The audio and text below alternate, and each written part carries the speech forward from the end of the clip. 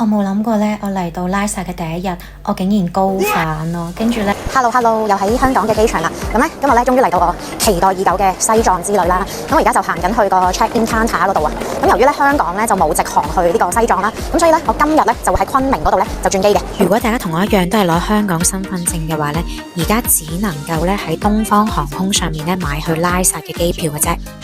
尋晚咧喺我臨瞓覺之前咧，我就收到個 message 啦，咁就話我今日呢一個航班咧係會 delay 2個鐘。哇，唉，唔緊要啦，去旅行就係咁噶啦，成日都會有好多突發嘅事情發生。咁我而家咧就食個早餐先，咁我哋咧喺拉薩再見啦。喺飛機上面咧，其實兩邊咧都會睇到好靚嘅雪山景色咯。我已經到咗拉薩啦，我而家就去市區嗰邊啦。咁咧啱啱啦，我都 call 咗個車啦，俾大家睇下呢個拉薩。大家千祈唔好學我一落機咧就走去影藏族嘅寫真，如果唔係咧就會好容易咧有高反噶啦。夜晚住嘅呢間酒店咧都係拉薩其中一間嘅網紅酒店嚟嘅。咁呢件間房咧其實都好大啦，同埋都幾乾淨嘅。記住嚟到西藏頭幾日咧，千祈唔好沖涼洗頭。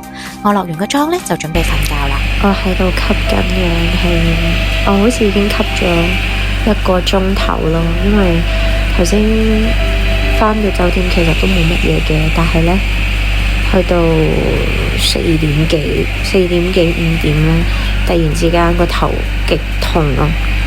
我覺得 Follow, like, share.